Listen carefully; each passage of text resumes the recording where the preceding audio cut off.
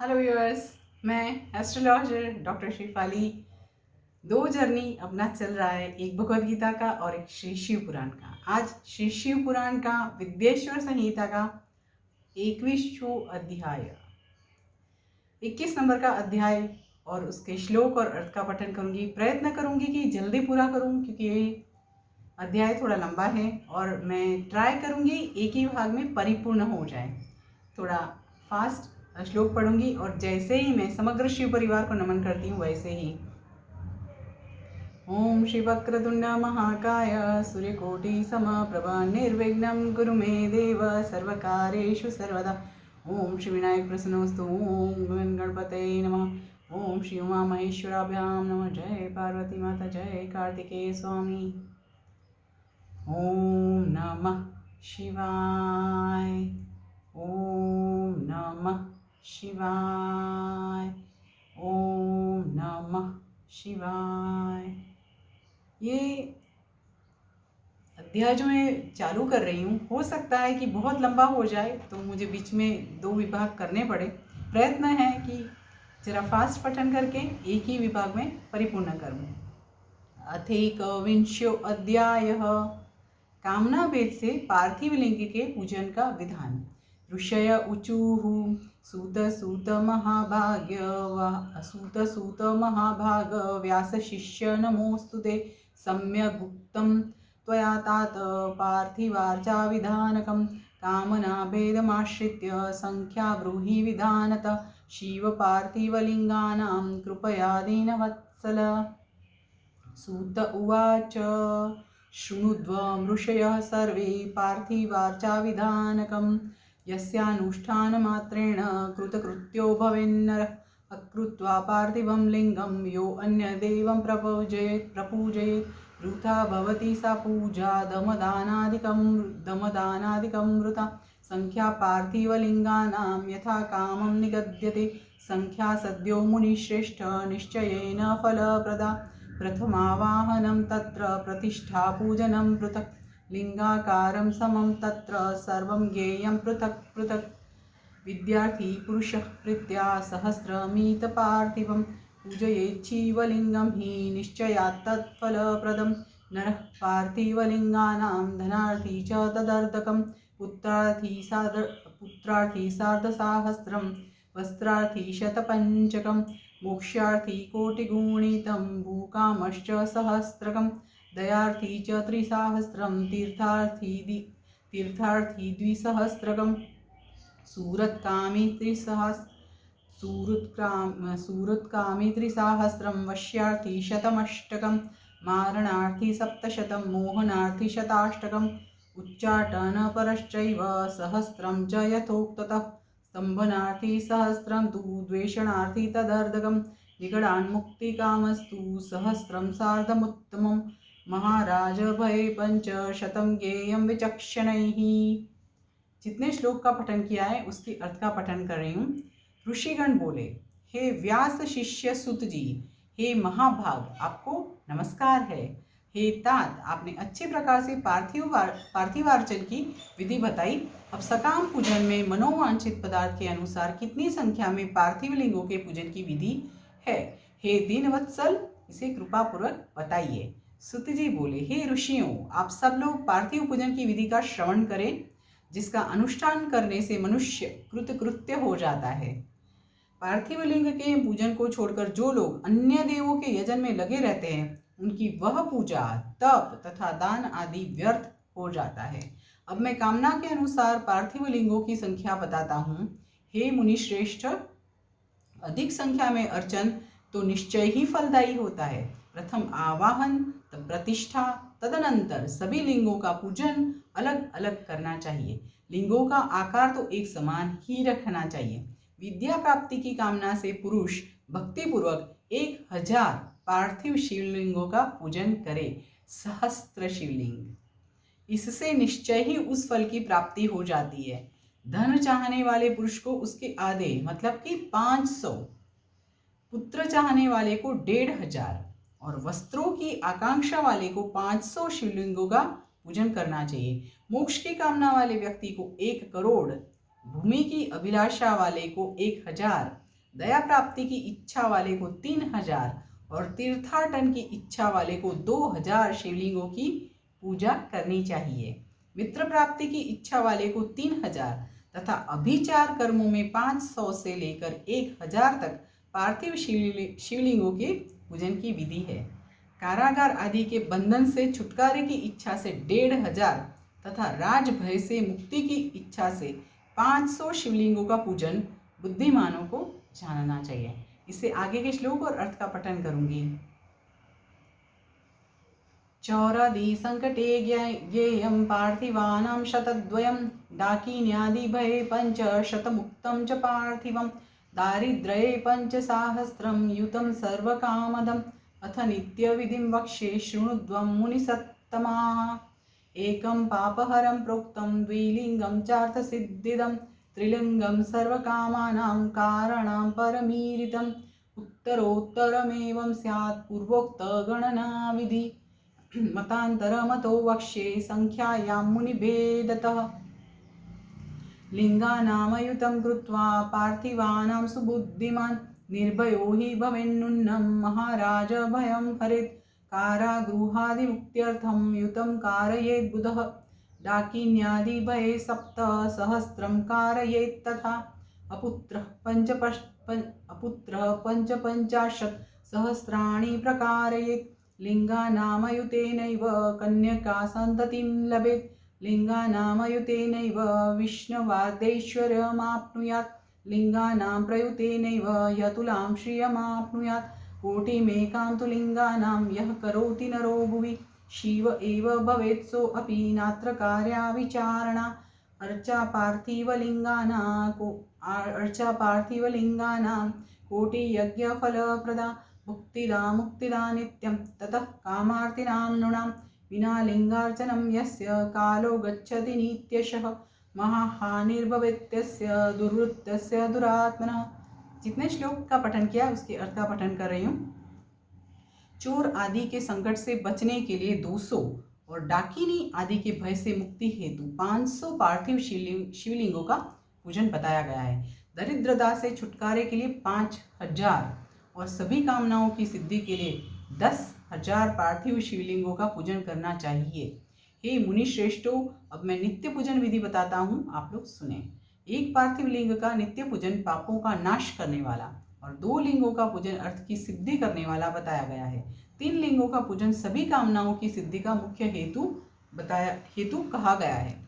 पूर्व में बताई गई संख्या विधि में भी उत्तरोत्तर संख्या अधिक फलदायिनी होती है। अन्य मुनियों के मत से संख्या का जो अंतर है वह भी अब बताता हूँ। बुद्धिमान मनुष्य 10,000 पार्थिव शिवलिंगों का अर्चन करके महान राजभय से भी मुक्त होकर निर्भय हो जाता है। कारागार आदि से छूटने के लिए 10,000 लिंगों का अर्चन करना चाहिए और डाकिनी आदि के भय से छूटने के लिए 7,000 लिंगार्चन करना चाहिए। पुत्रहीन पुरुष 55,000 लिंगार्चन करें। कन्या संतान की प्राप्ति 10,000 लिंगार्चन से हो जाती है। 10,000 लिंगार्चन से विष्णु आदि देवों के समान ऐश्वर्य प्राप्त हो जाता है। 10 लाख शिवलिंगार्चन से अतुल संपत्ति प्राप्त हो जाती है। जो मनुष्य पृथ्वी पर 1 करोड़ शिवलिंगों का अर्चन कर लेता है वह तो शिवरूप ही हो जाता है, इसमें संदेह नहीं करना चाहिए। पार्थिव पूजा करोड़ों यज्ञों का फल प्रदान करने वाली है, इसीलिए सकाम भक्तों के लिए यह भोग और मोक्ष दोनों प्रदान करती है। जिस मनुष्य का समय रोज बिना लिंगार्चन के व्यतीत होता है उस दुराचारी तथा दुष्टात्मा व्यक्ति की महान हानि होती है।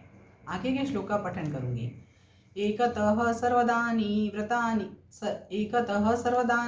व्रतानि विविधानि च तीर्थानि नियमा यज्ञा लिंगार्चा चैकतः स्मृता कलो लिंगार्चनं श्रेष्ठं यथा लोके प्रदृश्यते तथान्यन्नास्ति शास्त्राणामेष सिद्धान्तनिश्चय मुक्तिप्रदं लिंगं विविधापन्निवारणं पूजयित्वा नरो नित्यं शिवसायुज्यमाप्नुयात्। शिवनाममयं लिंगं नित्यं पूज्यं महर्षिभिः यतश्च सर्वलिंगेषु तस्मात् पूज्यं विधानतः।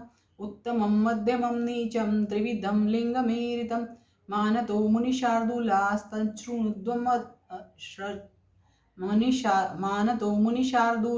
तच्छृणुध्वं वदाम्यहं।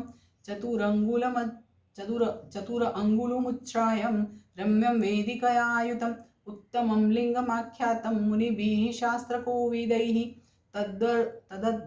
तदर्थं मध्यमं प्रोक्तं तदर्धमदमं स्मृतम् इत्थं त्रिविधमाख्यातम् उत्तरोत्तरतः परम् अनेकलिङ्गं यो नित्यं भक्तिश्रद्धासमन्वितः पूजयेत् स लभेत् कामान् मनसा मानसेप्सितान् न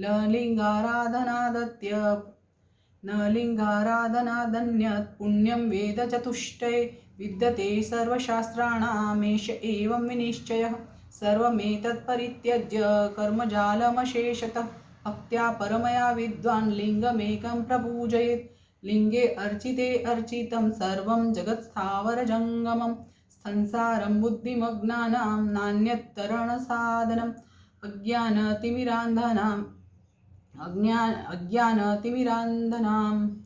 अज्ञानतिमिरान्धानां विषयासक्तचेतसां प्लवो नान्यो अस्ति जगति लिंगाराधनमंतरा। जितने श्लोक पठन किए उसके अर्थ का पठन कर रही हूँ।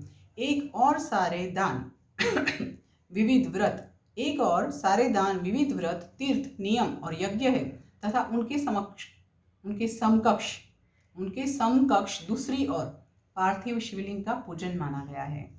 कलियुग में तो जैसा श्रेष्ठ लिंगार्चन दिखाई देता है वैसा अन्य कोई साधन नहीं है।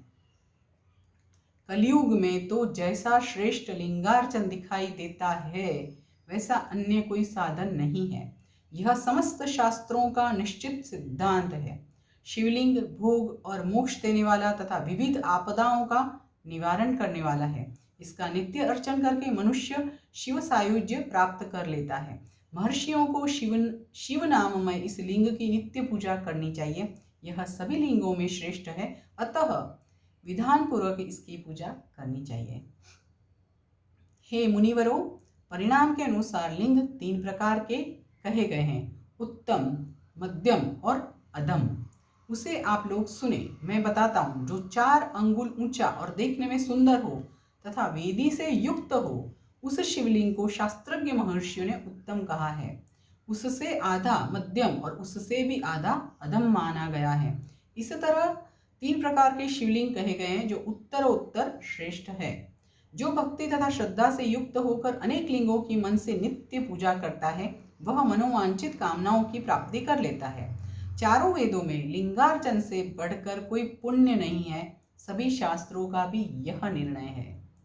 विद्वान को चाहिए कि इस समस्त कर्म प्रपंच का त्याग करके परम भक्ति के साथ एकमात्र शिवलिंग का विधिवत पूजन करें। केवल शिवलिंग की पूजा हो जाने पर समग्र चराचर जगत की पूजा हो जाती है। संसार सागर में डूबे हुए लोगों के तरने का अन्य कोई भी साधन नहीं है। अज्ञान रूपी अंधकार से अंधे हुए तथा विषय वासनाओं में आसक्त चित्त वाले लोगों के लिए इस जगत में भव सागर से पार होने हेतु लिंगार्चन के अतिरिक्त अन्य कोई नौका नहीं है। आगे के श्लोक और अर्थ का पठन करूंगी।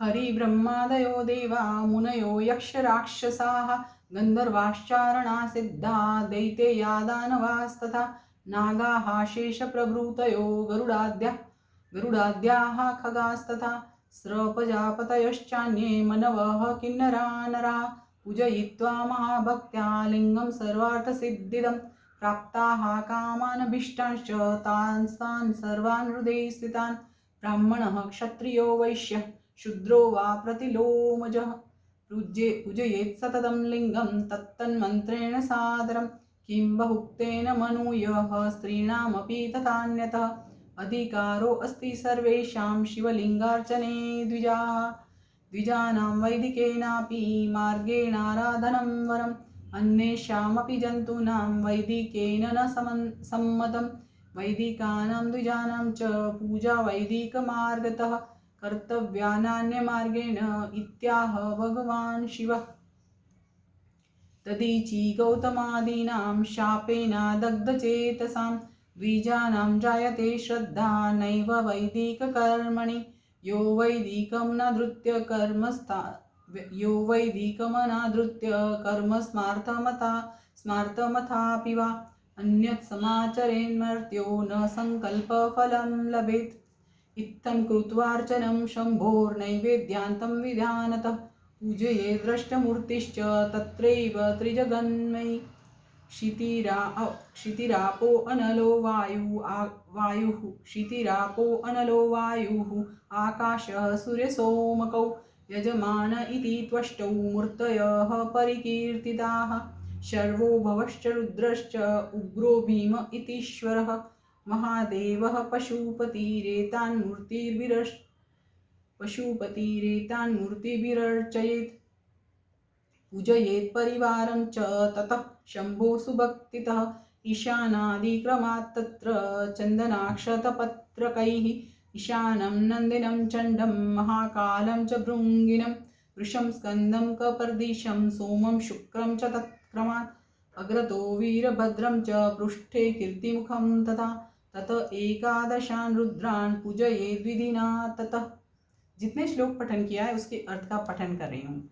ब्रह्मा विष्णु आदि देवता, मुनिगण, यक्ष, राक्षस, गंधर्व, चारण, सिद्धिजन, दैत्य, दानव, शेष आदि नाग, गरुड़ आदि पक्षी, प्रजापति, मनु, किन्नर और मानव समस्त अर्थ सिद्धि प्रदान करने वाले शिवलिंग की महान भक्ति के साथ पूजा करके अपने मन में स्थित उन समस्त अभिष्ट कामनाओं को प्राप्त कर चुके हैं। ब्राह्मण, क्षत्रिय, वैश्य, शूद्र अथवा विलोम संकर कोई भी क्यों न हो, वह अपने अधिकार के अनुसार वैदिक अथवा तांत्रिक मंत्र से सदा आदरपूर्वक शिवलिंग की पूजा करे। हे ब्राह्मणों, हे महर्षियों, अधिक कहने से क्या लाभ। शिवलिंग का पूजन करने में स्त्रियों का तथा अन्य सब लोगों का भी अधिकार है। द्विजों के लिए वैदिक पद्धति से ही शिवलिंग की पूजा श्रेष्ठ है, परंतु अन्य लोगों के लिए वैदिक मार्ग से पूजा करने की सम्मति नहीं है। वेदज्ञ द्विजों को वैदिक मार्ग से ही पूजन करना चाहिए, अन्य मार्ग से नहीं। यह भगवान शिव का कथन है। दधीची, गौतम आदि के श्राप से जिनका चित्त दग्ध हो गया है, उन द्विजों की वैदिक कर्मों में श्रद्धा नहीं होती। जो मनुष्य वेदों तथा स्मृतियों में कहे हुए सत्कर्मों की अवहेलना करके दूसरे कर्म को करने लगता है, उसका मनोरथ कभी सफल नहीं होता। इस प्रकार विधि पूर्वक भगवान शंकर का नैवेद्यांत पूजन करके उनकी त्रिभुवनमयी 8 मूर्तियों का भी वही पूजन करें। पृथ्वी, जल, अग्नि, वायु, आकाश, सूर्य, चंद्रमा तथा यजमान, ये भगवान शंकर की 8 मूर्तियां कही गई है। इन मूर्तियों के साथ साथ शर्व, भव, रुद्र, उग्र, भीम, ईश्वर, महादेव तथा पशुपति, इन नामों की भी अर्चना करें। तदनंतर चंदन, अक्षत और बिल्वपत्र लेकर वहां ईशान आदि के क्रम से भगवान शिव के परिवार का उत्तम भक्ति भाव से पूजन करें। ईशान, नंदी, चंड, महाकाल, भृंगी, वृष, स्कंद, कपर्दीश्वर, सोम तथा शुक्र, ये 10 शिव के परिवार हैं, जो क्रमशः ईशान आदि 10 दिशाओं में पूजनीय है। तत्पश्चात भगवान शिव के समक्ष वीरभद्र का और पीछे कीर्तिमुख का पूजन करके विधि पूर्वक 11 रुद्रों की पूजा करें। आगे के श्लोक का पठन करूंगी, फिर अर्थ पठन करूंगी। ततः पंचाक्षरं जप्त्वा शतरुद्रीयमेव च स्तुतिर्नानाविधा कृत्वा पंचांगपठनं तथा ततः प्रदक्षिणां कृत्वा नत्वा लिंगं विसर्जयेत् इति प्रोक्तमशेषं च शिवपूजनमादरात्। रात्रावुदङ्गमुखः कुर्यात् देवकार्यं सदैव हि शिवार्चनं सदाप्येवं शुचिः कुर्यादुदङ्गमुखः न प्राचीमग्रतः शम्भोर्नोदीचीं शक्तिसंहितां न प्रतिचिं यतः पृष्ठमतो ग्राह्यं समाश्रयेत् विना भस्म त्रिपुण्ड्रेण विना रुद्राक्षमालया बिल्वपत्रं विना नैवं पूजयेच्छङ्करं बुधः। भस्मा प्राप्तो मुनिश्रेष्ठा प्रवृत्ते शिवपूजने तस्मान् मृदापि कर्तव्यं ललाटे च त्रिपुण्ड्रकम्। यहाँ पे ये अध्याय परिपूर्ण हो रहा है, अर्थ का पठन करूंगी। इसके बाद 11 रुद्रों की जो पूजा बताई, उसके बाद पंचाक्षर मंत्र का जप करके शतरुद्रीय का पाठ तथा नाना प्रकार की स्तुतियां करके शिव पंचांग का पाठ करें। तत्पश्चात परिक्रमा और नमस्कार करके शिवलिंग का विसर्जन करें। इस प्रकार मैंने शिव पूजन की संपूर्ण विधि का आदर पूर्वक वर्णन किया। रात्रि में देव कार्य को सदा उत्तराभिमुख होकर ही करना चाहिए। इस प्रकार रात्रि में देव कार्य को सदा उत्तराभिमुख होकर ही करना चाहिए। इसी प्रकार शिव पूजन भी पवित्र भाव से सदा उत्तराभिमुख होकर ही करना उचित है। जहाँ शिवलिंग स्थापित है उससे पूर्व दिशा का आश्रय लेकर बैठना या खड़ा नहीं होना चाहिए। जहाँ शिवलिंग स्थापित है उससे पूर्व दिशा का आश्रय लेकर बैठना या खड़ा नहीं होना चाहिए, क्योंकि वह दिशा भगवान शिव के आगे या सामने पड़ती है। इष्ट देव का सामना रोकना ठीक नहीं है। शिवलिंग से उत्तर दिशा में भी नहीं बैठे, क्योंकि उधर भगवान शंकर का वामांग है, जिसमें शक्ति स्वरूपा देवी उमा विराजमान है। पूजक को शिवलिंग से पश्चिम दिशा में भी नहीं बैठना चाहिए, क्योंकि वह आराध्य देव का पृष्ठभाग है। पीछे की ओर से पूजा करना उचित नहीं है, अतः अवशिष्ट दक्षिण दिशा ही ग्राह्य है, उसी का आश्रय लेना चाहिए। तात्पर्य यह कि शिवलिंग से दक्षिण दिशा में उत्तराभिमुख होकर बैठे और पूजा करें। विद्वान पुरुष को चाहिए कि वह बिना भस्म का त्रिपुंड्र लगाए, बिना रुद्राक्ष की माला धारण किए तथा बिल्व पत्र का बिना संग्रह किए भगवान शंकर की पूजा ना करे। हे मुनिवरों, शिव पूजन आरंभ करते समय यदि भस्म ना मिले तो मिट्टी से ही ललाट में त्रिपुंड्र अवश्य कर लेना चाहिए। यहाँ पे श्लोक के साथ अर्थ पठन परिपूर्ण हुआ है। यहाँ पे 21 नंबर का जो अध्याय है वो परिपूर्ण हो रहा है। इति श्री शिव महापुराणे प्रथमायां विद्येश्वर संहितायां साध्य साधन खंडे पार्थिव पूजन वर्णनम नाम एकविंशो अध्यायः। इस प्रकार श्री शिव महापुराण के अंतर्गत प्रथम विद्येश्वर संहिता के साध्य साधन खंड में पार्थिव पूजन वर्णन नामक 21वां अध्याय पूर्ण हुआ। कल 22वां अध्याय लेकर आपके सामने आऊंगी। बस यहाँ पे परिपूर्ण कर रही हूँ। जैसे ही समग्र शिव परिवार को नमन करती हूँ वैसे ही ओम शिव वक्रतुंड महाकाय सूर्यकोटि समप्रभ निर्विघ्नं कुरु मे देव सर्वकार्येषु सर्वदा शिवनायक प्रसन्नस्तु। ओम गणपतये नमः। ओम शिव महेश्वराभ्याम नमः। जय पार्वती माता, जय कार्तिकेय स्वामी। ओम नमः शिवाय। ओम नमः शिवाय। ओम नमः शिवाय।